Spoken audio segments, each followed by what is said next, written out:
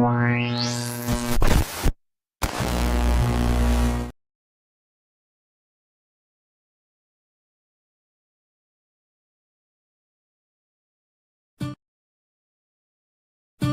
and gentlemen, welcome to Trail Mix, where the nuts might be a little stale, but the company is always fresh.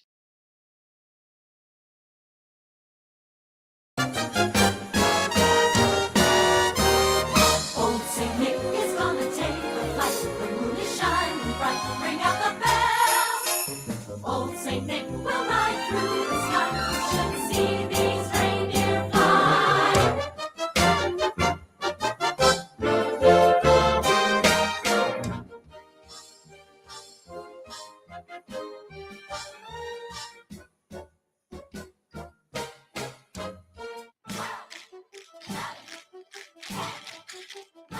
Okay. Welcome back to 11 to noon on Trail Mix Live, our YouTube channel for trailmix.cc, where we do all kinds of stuff. And today we're going to do something kind of fun. I got an interview that I did one time with Bill Hudson, Kate Hudson's father, and it's on my mind because last night we went to see this, the Song Sung Blue movie. I'm going to talk more about it. Jamie might get on here later. She saw it too. She's the one who got me into seeing this movie, and she was right. It was a darn good movie. Here's the trailer.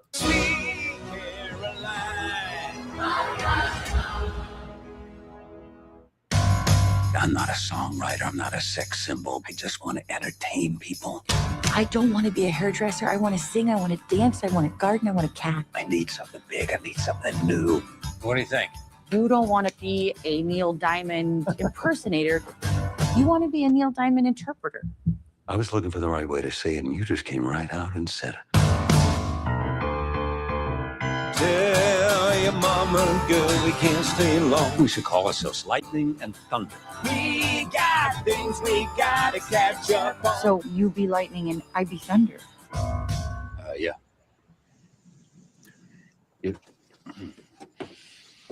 That was a great scene. That is not very professional, but I've been wanting to do it for like a whole. You really have to call him Lightning? It's kind of weird. Be nice. Well, you were right, Jamie. That's a damn good movie. I was hoping you'd really enjoy it. Well, we really did. We really did. And I got a big treat for you coming. I found my 2012 1 hour.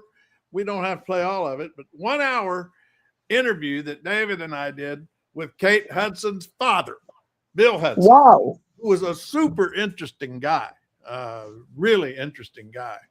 And we had a long conversation about about his, I don't know if you remember, do you remember the Hudson brothers? They were a teen idol band. No. Oh, really?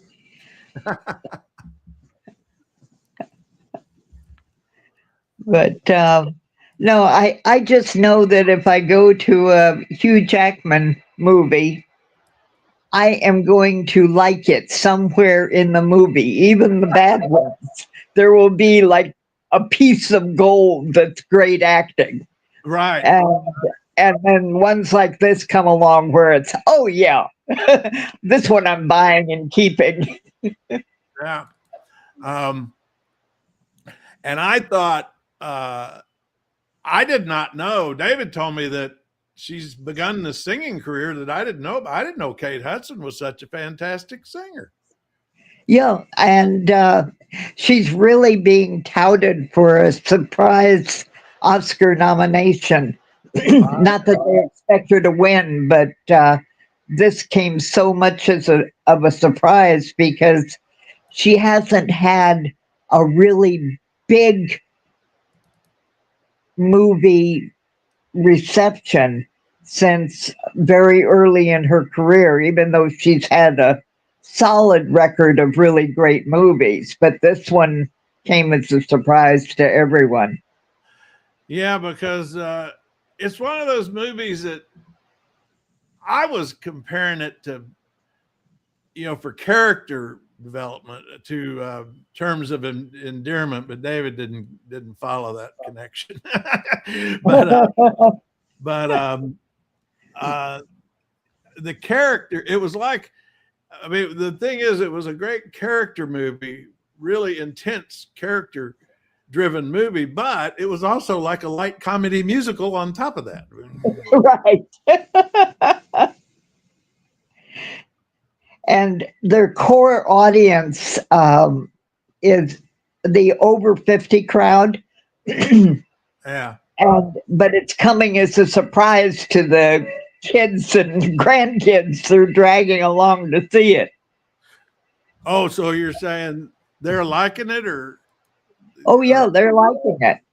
Well, I gotta say, I was a little surprised yesterday. We got into the theater about 5 minutes before it started, and and we were the only ones in there. And then about a minute after the preview started, 3 other people wandered in. So there were a total of 5 of us in that. At first, I thought it was because this is new to me because I have been going to the movies a lot.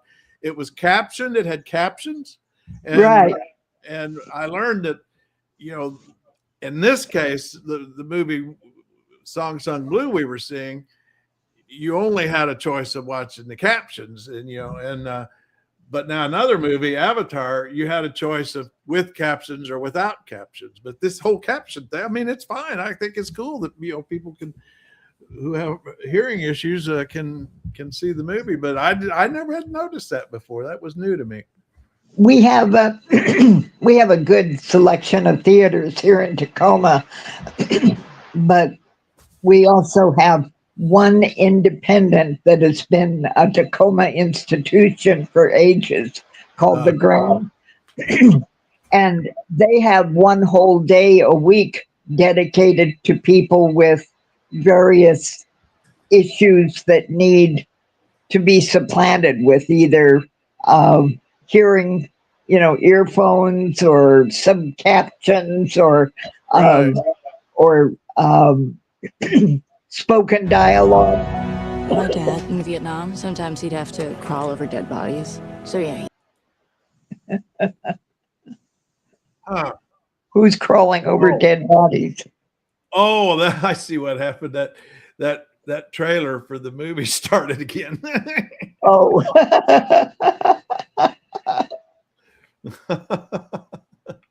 Well, the other movie that is a real big top of the Oscar list that I saw the other day, but it's now streaming, so you can see it at home. Oh yeah, Sinners. And what makes Sinners? Yeah, what makes it unusual is you don't get many vampire zombie horror movies with a great soundtrack and a lot of dancing. Oh, that was in the previews that we saw last night, and I had no idea what was going on. I did not know what I was watching. Apparently, that was what you're talking about. Yeah, I accidentally started watching it on my Prime just to check it out, and I got hooked on it. And you're sitting there saying, "I don't like this kind of movie." Wow, that's great. Sinners. Yeah, Sinners. Yeah, the devil's out to get you. And where did you? It was on Amazon Prime, or? I think I found it on Prime. Yeah. Let's see if I can find the trailer for that. Yeah, here's the official trailer. Let's see. That to the stage. That's yeah. Here's the trailer.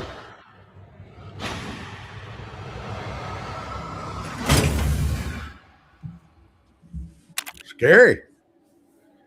Oh yeah. I've been all over this world. I seen men die in ways I ain't even know was possible. Love you, brother. Be careful. I will.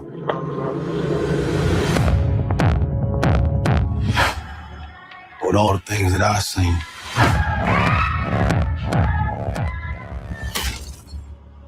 I ain't ever seen no demons, no ghosts, no magic. Till now. To get back inside.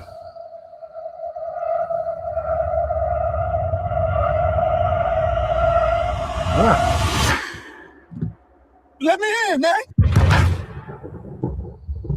Some weird shit going on out here. You keep dancing with the devil.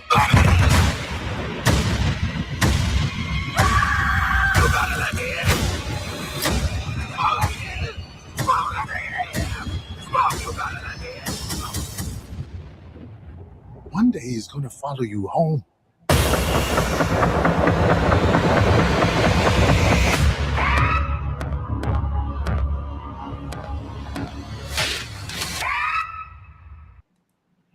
So they don't give you a clue. That's a holiday movie. They don't give you a clue in that trailer about how great the music is and the dancing.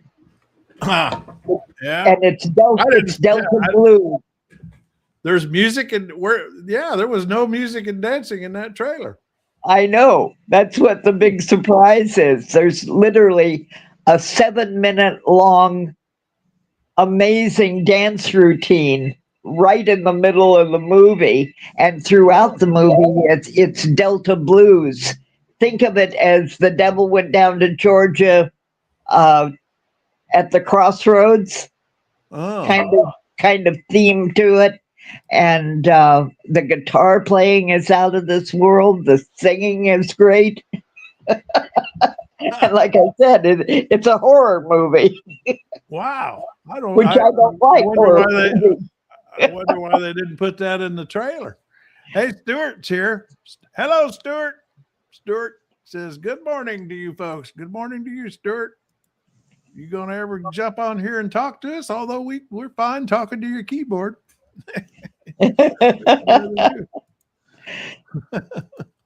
Yeah, we're on Christmas movies. Yeah. And but now later on I'm gonna play some more of it, but I want to see if I can jog your memory now. You don't remember the Hudson brothers? They look familiar, but it wasn't. Oh, the Razzle Dazzle show. No, it wasn't something I was into. It would depend on the year. They were a teen idol band, and that one in the middle there, in the red shirt, that's Kate Hudson's father. That's Kate Hudson's father.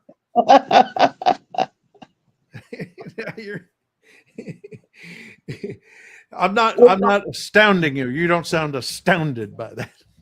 No, it's probably from the era when I was busy raising two babies that were only 20 months, only a shade over 10 months apart. I missed a lot then. Well, anyway, I'm going to play it when we're done at the end here. I'm going to play our interview with him where he talks about marrying Goldie Hawn and finding out that she wanted an open marriage, which he didn't know what that was because he was in his early 20s. He didn't know what she meant. He thought, well, that sounds like we'll be open and honest with each other. He thought that's what it meant. But then after they got married, she found out she meant something entirely different. Right. That was interesting. And then he talks about Kate as a kid and all that kind Oh, of stuff. now I remember, with Goldie Hawn and Kurt Russell and Right. Yeah. that whole period. All right. You got me caught up on the era, but no, I do not remember him. Well, anyway, I'll play our interview later. Anyway, and Stuart doesn't watch movies. But we can talk politics. And but then we also have I believe this is a new face or a new word, new name. Corbin Evans says hi from the comment world. I forgot to put a notice that we were on YouTube community post, which is where our subscribers find us, and which, by the way, we now have 4,000. We're a little over 4,000 now, but there's our subscribers. Well, I shall assume that GOAT means greatest of all time. Yeah. When I had AI make this image, he did all cows and donkeys, and I said, I need one goat. So that's the human contribution to this image right here. Is I asked for the goat, and so AI was obedient and added the goat then.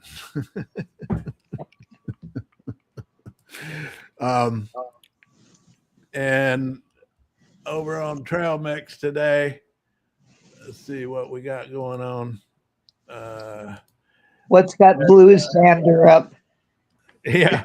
Well, Pat D's cartoon this morning was pretty good. Let's see, this one comes from Bruce Plant, cartoonist. And the cartoon, for those who don't know, our morning host, I call Pat D our morning host. She puts a cartoon most every day. She puts a good cartoon up to get the conversation started. This one is Happy New Year party. It says, I predict MAGA and the liberals will start getting along. And then somebody says, I'll have what he's having.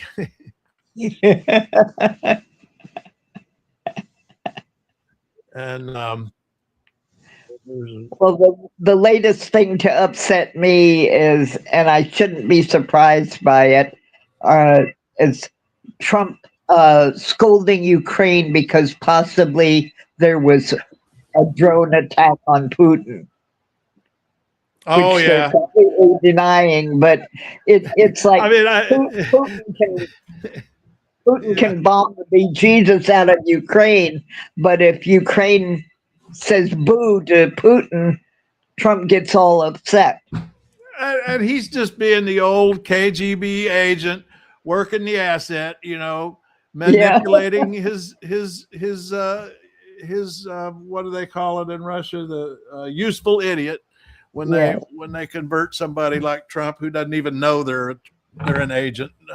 Anyway, and he's just manipulating him because he knew that would distract Trump, from the negotiations. He attacked my house, and that's the kind of thing Trump gets focused on, and brought it up with Zelensky, and sure enough, he succeeded in converting the 8-year-old child to talk about something else instead of ending the war. Stuart says, my wife wanted me to. Oh, Stuart's talking about goats. My wife wanted me to get her a goat, but I think she just wanted it to butt me when I went outside. Okay. Stuart's got a signature here. He's got a little bit of a pun thing going on. He's a punster. Still haven't gotten you over on trailmix.cc where you can join us. Your heart's content. Yeah. But then the other thing Pat D found today that I just love, I didn't know there was another group. There's this thing growing back during the campaign. There was these older women, and I think they were in Tennessee, that called themselves the grannies, and did the. And here's a group in Santa Fe, New Mexico, that.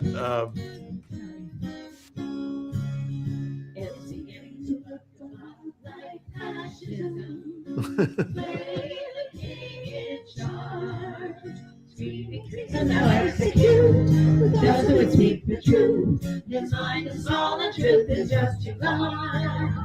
It's beginning to look a lot like fascism. Nazi youth galore. And the ugliest sight you see is the savage cruelty of the Arctic Sun War. There's a warrior found in fire that runs out and shoots to kill everyone. I love this. Every four or one before ever comes on board to run. The action will perform for his audience of one. It's beginning to look a lot like fascism. Christie's on a spree. I love their hat. Violent spectacles, exciting roads you down, and ravaging the rule of law. Ravaging the rule of law with glee. Beginning to look a lot like fascism. It's beginning to look a lot Join like fascism. together now.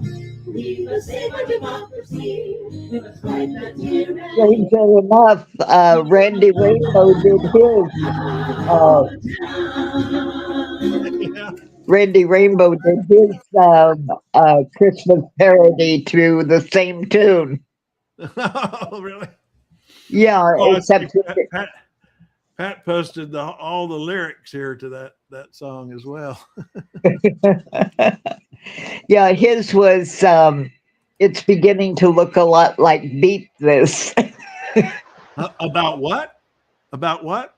It's beginning to look a lot like Beep This. Beat You can This. imagine which word goes into Oh, the beep. Yeah, so she put the all the lyrics up, and then she was asking for. We've been doing some predictions today. She asked for predictions. Here was mine. I went out on a limb. I predict Dems take the House and Senate in the congressional midterm elections. I saw that from your mouth to God's ears. Yeah. Well, Pogo, he tried to. Let's see. Let me scroll on down here to Pogo. Had a respond to that. Oh, here he goes. Pooh Bah. He always calls me Pooh Bah. Where'd that get started? Anyway, I'm with you on the House, but I'm skeptical about the Senate. How do you pronounce that word? Entropy. Cuba. Oh, Entropy being the rule there. So he's not buying my Senate prediction. He's on board with the. well, how many are up for election to the Senate at the midterm, and where are they located?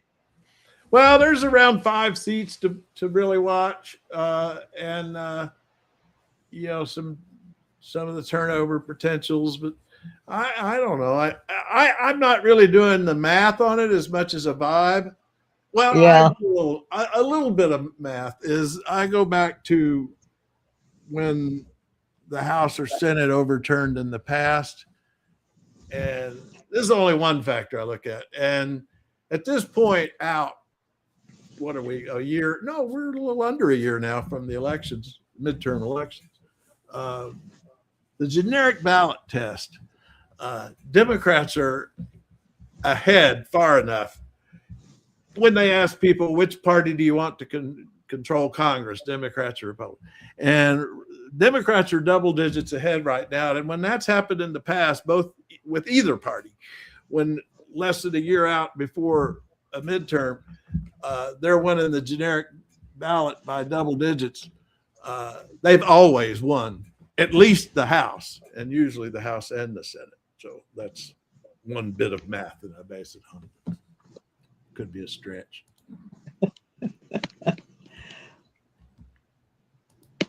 Well, the one move on the post office that is really rankling me is they could be shutting out with this latest move about when something is postmarked. They could be shutting out all of the veterans' votes for elections. Oh, yeah. Yeah. And now I haven't vetted this. I don't know, because Pat, I had asked Pat if she knew of the Appalachian grannies, And then she's saying here, more than you want to know. She just posted this. Now, I don't know if that means we can play this on Making YouTube. good trouble through humor and song. Woo, I love it. Today's guests prove that age doesn't dim the fire.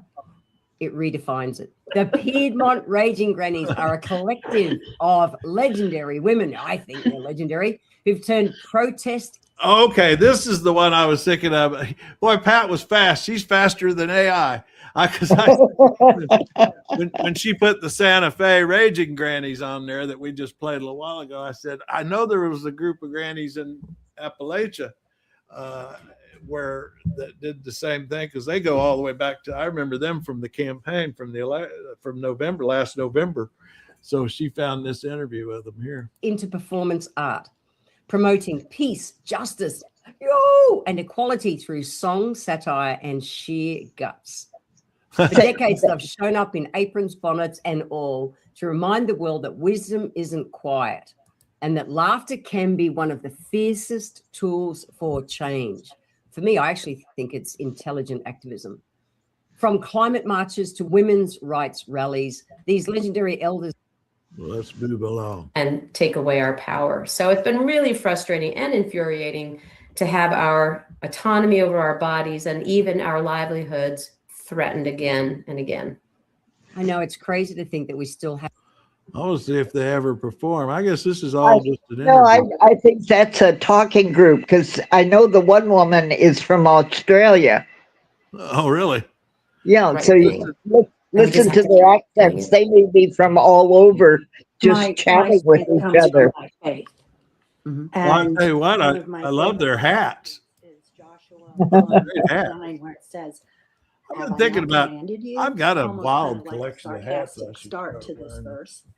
But, And he goes on to say, be strong and courageous. Well, do not be terrified. I want to Do see not be discouraged. the performing Appalachian grannies. And we'll find those somewhere down the road. And so back to Bill Hudson. Oh. Here's a little teaser. Here's a little teaser I made for the interview that I did with him. I gotta see what was this. Oh, I see. All right. Here's a little.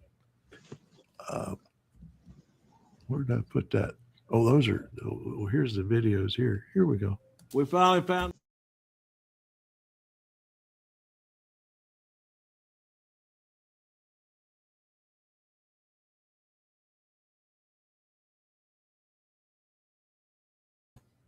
I learned my lesson again. When I put those things on there, it somehow mutes my mic and I have to turn it back on. I don't know why that happens.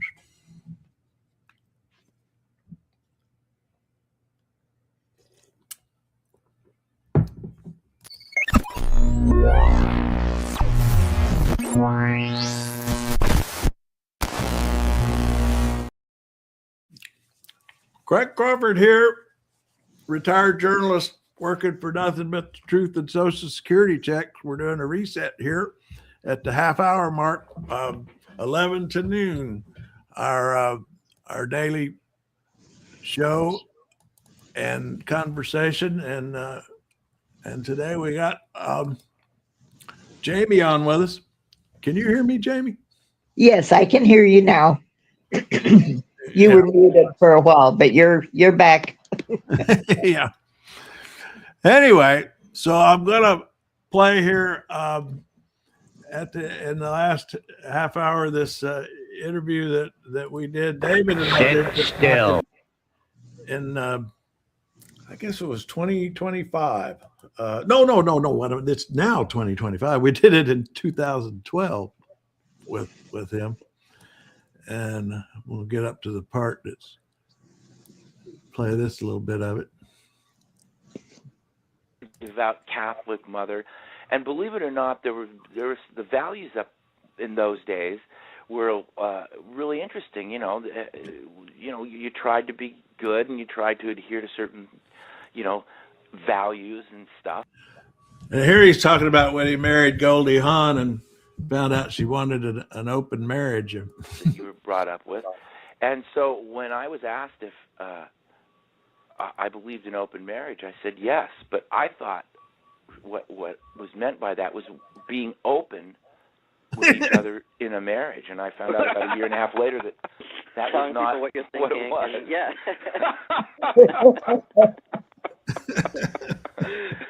I know something they don't know. You're doomed. Wonderful. Doomed. Definitely doomed. Now that is a famous scene from a movie that Bill Hudson did with his brothers called Hysterical. Yeah. And it was a cult classic. When I was in college, and it was, I don't know, a lot of people who got into that movie are going to remember it, but this was the trailer, the poster for it. It was called Hysterical.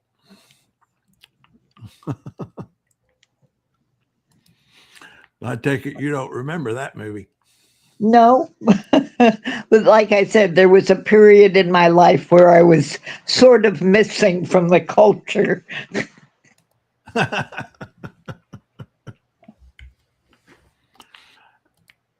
Yeah, my son was born in 62 and my daughter in 63. And so there was about a 10-year period there where between being married, keeping a 4-bedroom house, raising 2 kids, and working full time, that I sort of missed the whole world going by. Yeah, that makes sense. Yeah, I missed it in my early college days in Florida, smoking pot. That's how I missed it. Which is why this movie Hysterical it was very popular with the pot crowd I think it was about 82 or something like maybe it was 80 something, late 70s, early 80s, something like that. Anyway, that's another. I'll be getting into that. Blue Brock here says we hired the Raging Grannies of Denver for several events. They were great. Huh. So this Raging Grannies thing is a nationwide trend. We gotta tap into that. And judging by the hats, it may be kind of an outgrowth of the Red Hat Club, which are all women there of a certain age. They got into books or something, right? Well, they got into everything. But you just showed up to events with your red hat. Oh. And so Blue Brock, her predictions for 26 are Vance, the couch surfer, becomes 48. So she's saying Vance gets elected president. Wow. Oh, she's saying he becomes 40, the next president before the Ides of March. Oh, okay. I really sort of have my doubts that Trump will even make it to the end of his term. So, well, I'll say this much, and I don't know that these things are, inherited, but his father, he is at the and I'll guarantee you this is on his mind because he was obsessed with how his father went downhill and got Alzheimer's. But he is at the age his father was finally diagnosed as having Alzheimer's. The family says that the symptoms showed much earlier, and that's got to be on his mind that he's. Well, he is showing all the symptoms. Oh, we've got somebody weighing here. Dirty money. I love screen names. I like people who have fun with their screen names. JD will be POTUS, but Trump will be giving direction from one of his golf courses. Oh, you think? I don't see old Trump giving up that easy. She says, caller is about to have a stroke. Well, anyway, that's an interesting prediction that she's keying off Blue Bronx prediction that Vance will become president before Trump's term is out. Well, all I care is if Miller is still giving the orders, things could get very dirty. Yeah. Huh. Well, let's see.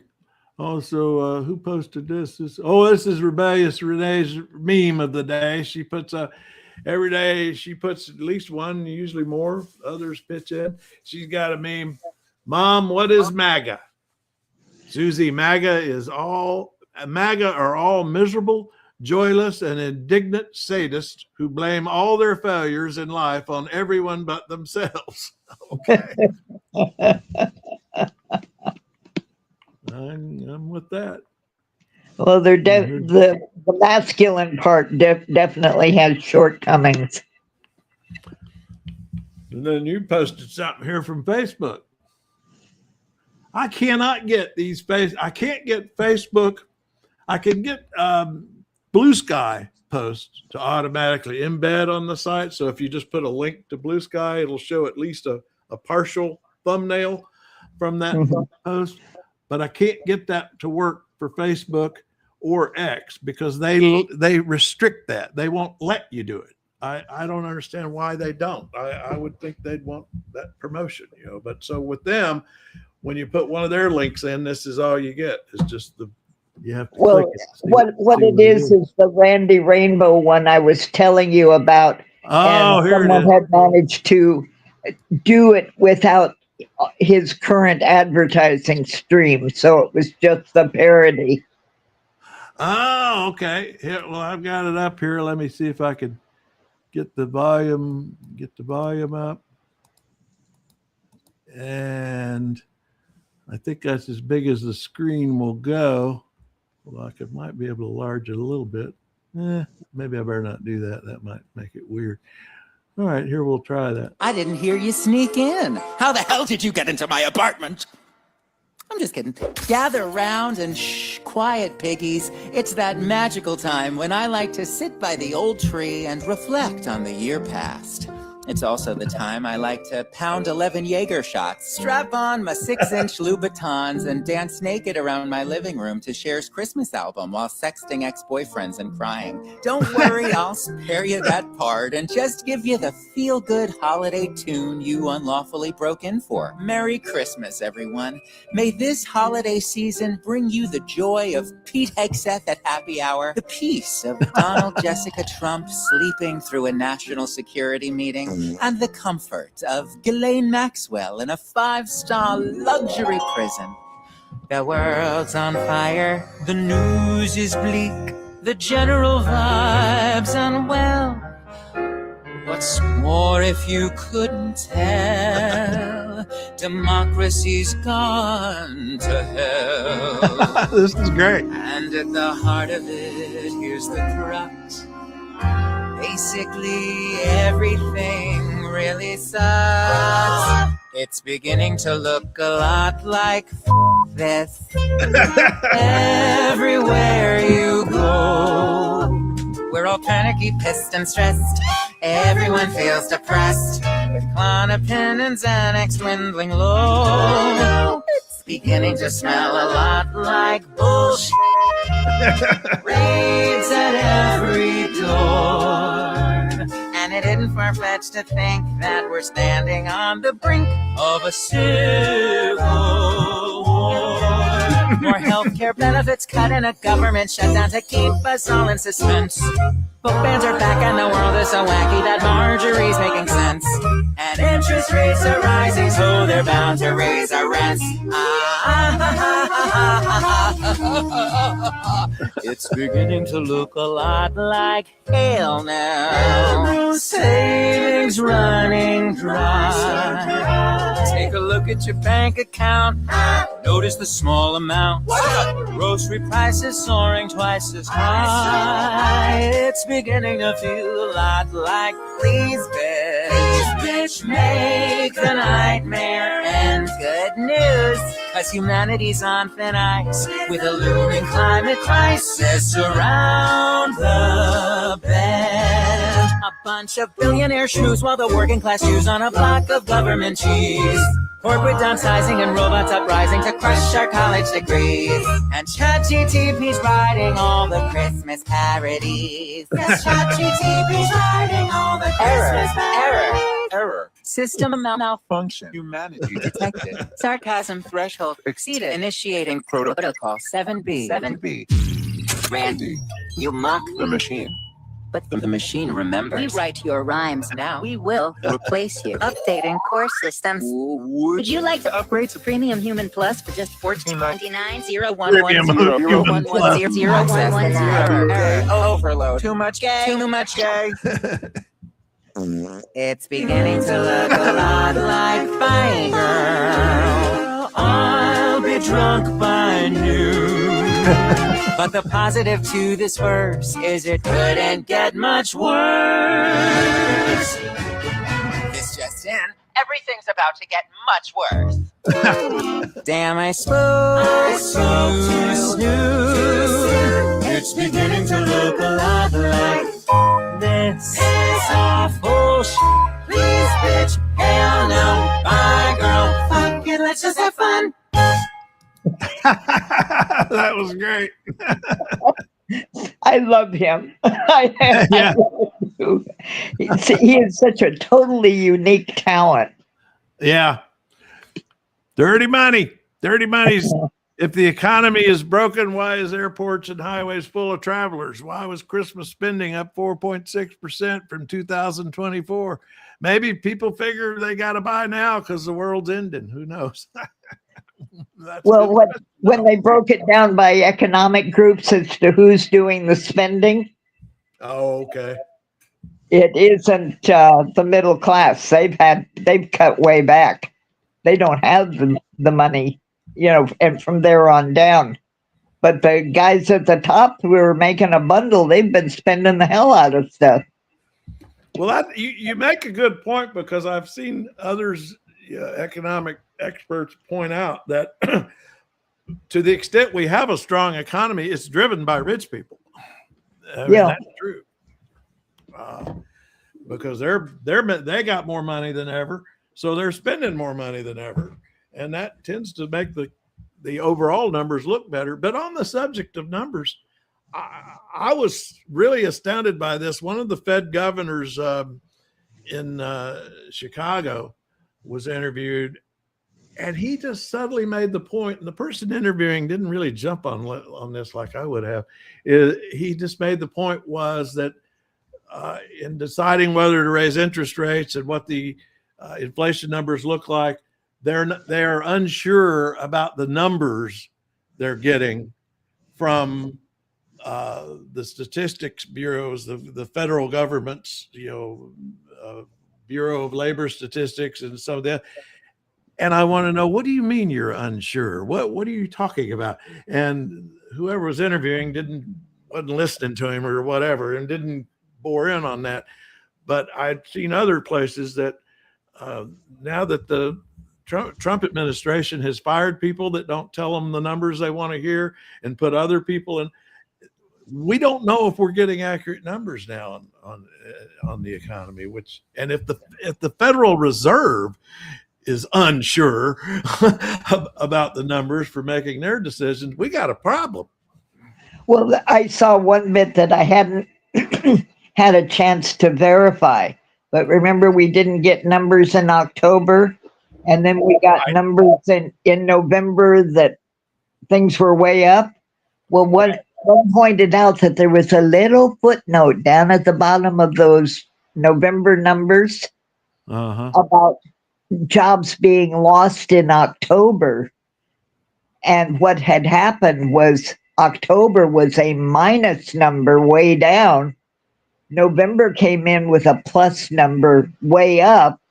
But when you brought them together, it only regained about 50% of the jobs that had been lost. So we're actually at a negative number on current job figures. Now, whether that's true or not, I hadn't had a chance to check. Now, Dirty Money's questioning our, I think she's referring to you, Jamie, caller's theory. Middle class spent nothing for Christmas. Middle class. No, that is not what I said. That isn't what you said. Nope. I'll let you correct. No, you don't have to correct the record because that's not what you said. Anyway. No, their spending was way down, but no, they did spend. Of course they did. Or they loaded up their credit cards, which is even worse. Dirty Money says, my rich boss pays his employees well. Well, that's one. Well, that's one.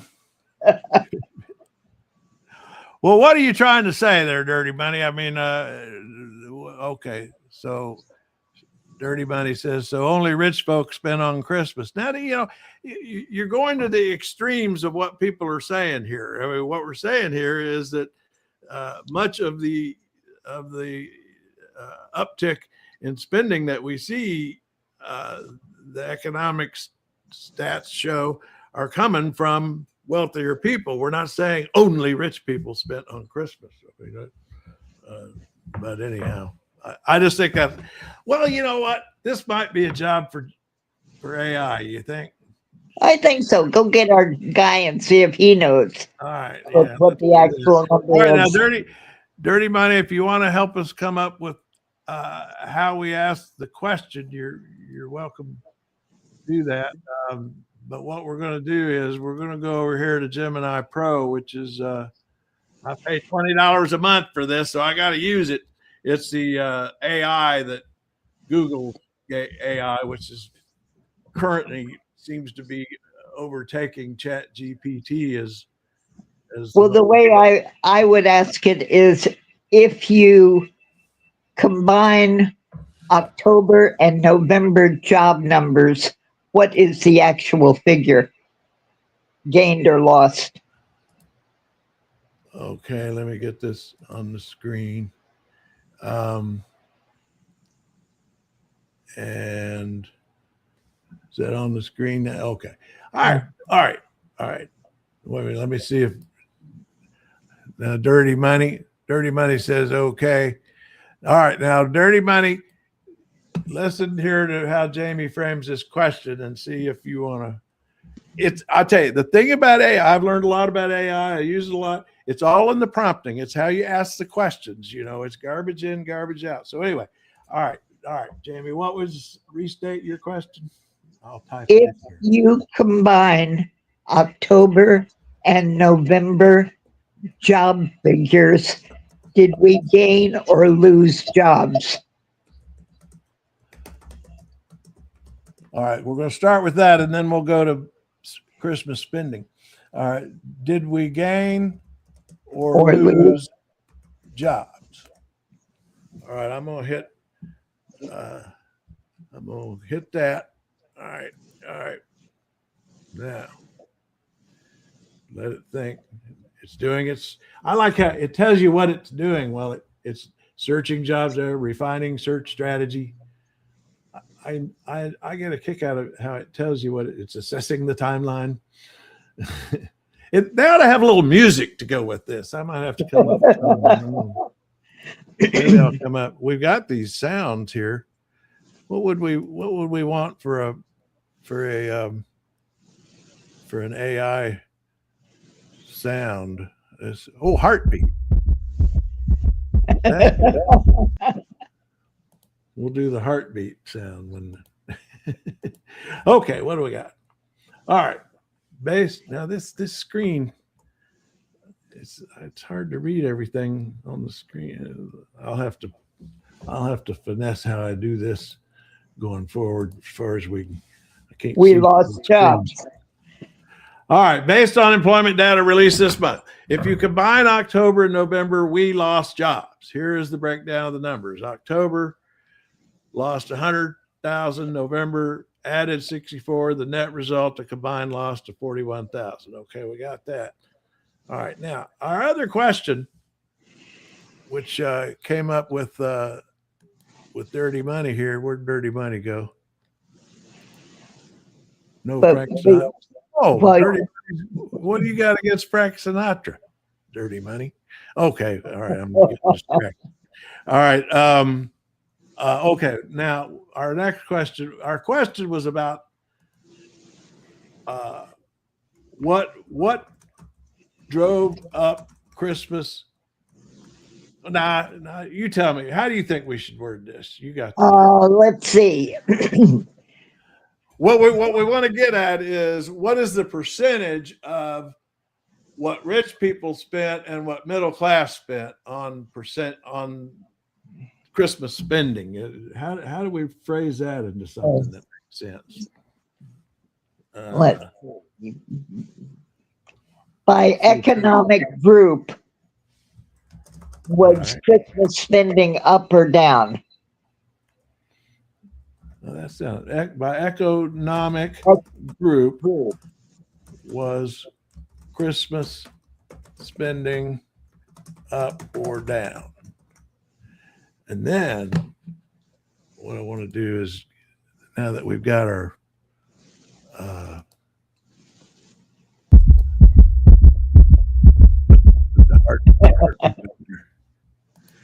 okay. Yeah, we get that. I need to put, they don't have a way to put these on a loop. We need to put this on a loop.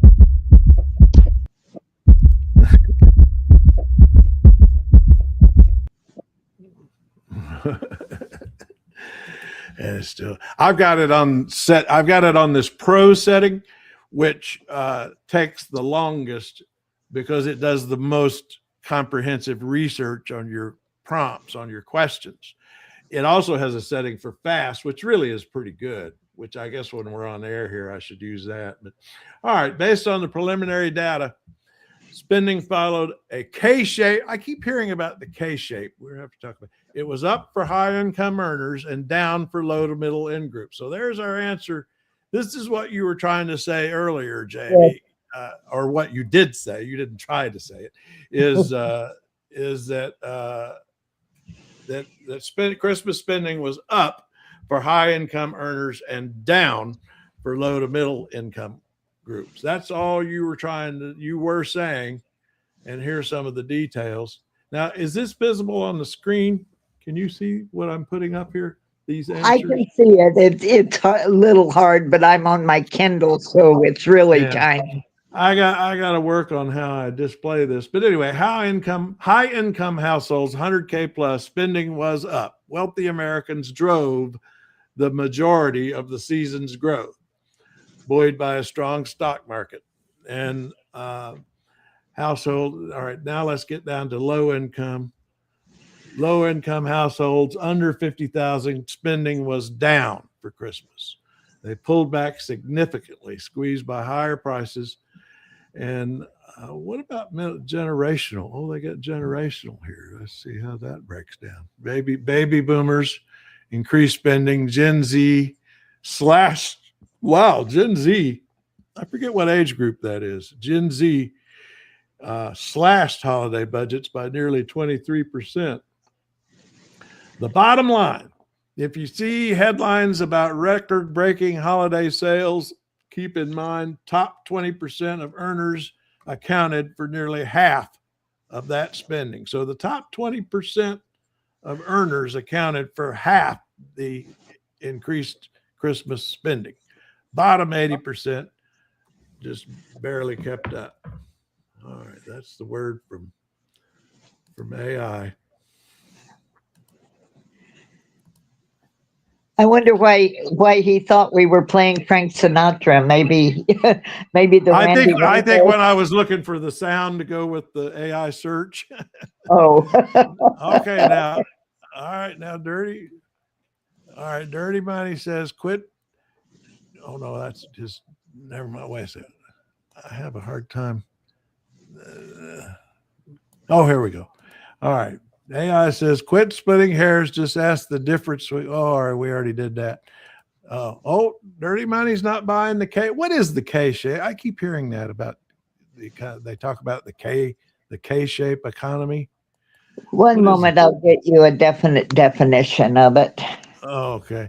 I keep hearing that and I don't know what it means. But Dirty Money goes on to say after our AI search, 100K is considered middle to low income. Well, no, that number was above 100K. The increase in Christmas spending was earners above 100K, and the Okay, K-shape. A K-shaped economy describes a recovery pattern where different segments of the economy experience divergent growth, while some thriving while others struggle, often leading to increased inequality. Well, I'm sorry he disagrees with it. It just happens to be the truth. Well, I don't know why. Dirty Money, you say, see, low income spent more. That's not what we're seeing here. What we saw here is go back up here to low income under 50. It says low income households under 50 spending was down. These households pulled back significantly, squeezed by higher prices for essentials, rising debt, and fewer savings. I mean, I don't think we can really get around the conclusion here, Dirty Money, that much of this increased spending was with wealthier people spending more and lower income people actually spent less. I don't think that's it. I don't think that's questionable. Okay, and Gen Z is high teens to high 20s. Oh, okay. So basically the out of high school income group. Uh-huh. Well, that's our hour, and I'm gonna go to the Bill Hudson interview to finish things out. Stuart came back. We'll get a last call from Stuart. My Christmas spending hasn't changed. If so, probably went up slightly. I would consider myself as retired middle income. That's pretty close to the line where they say the break was. Yeah. Right And in that's that. probably how I just say let's be skeptical of claims that are made that Christmas spending went up, therefore the economy's great. It's more complicated than that. I think we can at least say that much. Yeah. Okay, let's go with Bill Hudson, and All I'll right, say I'm gonna- goodbye to you at some point during that. All right, this is an interview that this goes on for an hour, so you might not hang on. The first part I did a lot of editing on, and it's pretty good. It might drag for you after that, but I think Bill Hudson is a pretty interesting guy, which is why I went back and dug this up. This is actually from an interview that I did with him in 2012. It's Kate Hudson's father, Bill Hudson.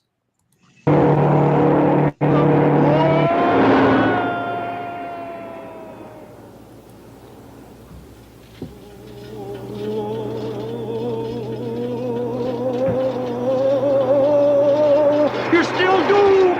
Oh, no! The Rift, a town with two village idiots. Dave? Well, I remember your show. I posted. And that's Bill Hudson, Kate Hudson's father, in a movie that became a cult horror classic called Hysterical. And in 2012, my husband at that time, we hadn't married, David Blank and I did this interview with him when his book came up. David and I did a little internet radio show back then. And we interviewed Bill Hudson, who I think is a pretty interesting guy. So I'll go back to the beginning of that interview. And he talks about marrying the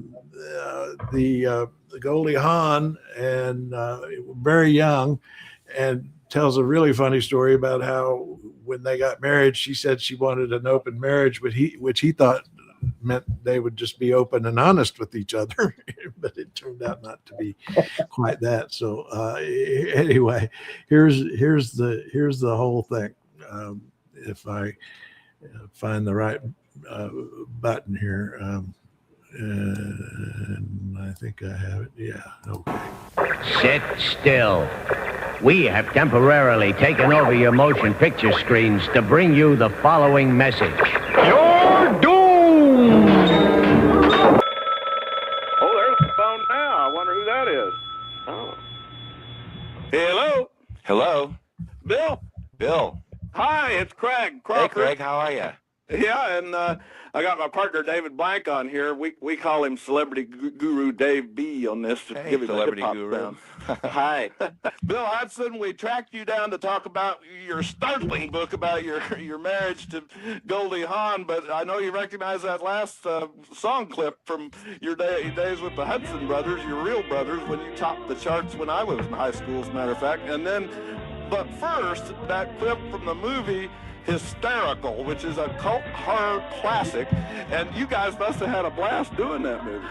Well, we did. We had a lot of fun doing it, but it became this occult thing. These college kids started watching it, smoking their bongs and all that stuff, and they started getting into it. And I can't believe you opened with "You're Doomed," because I have been in a store or something, and some kid will come up to me and go, "You're doomed," and at first I didn't get it, and I thought, well, possibly, but then it hit me. It's from that movie.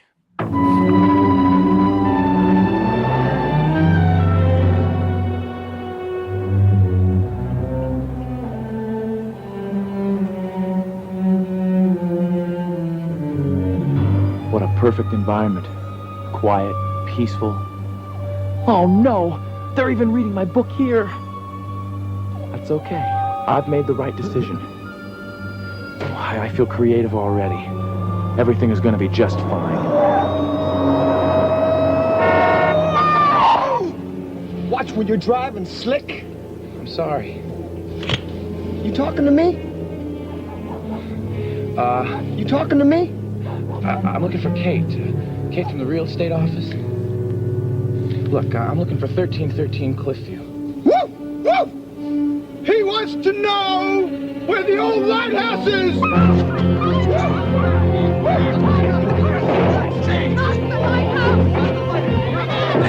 He wants to go to the old lighthouse, which is hunting. Great.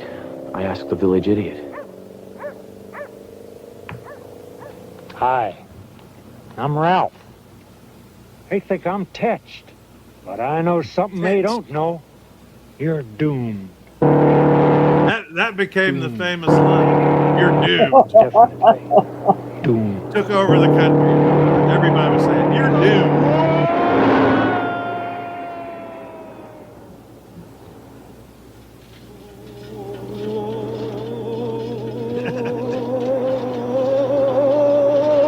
You're still doomed!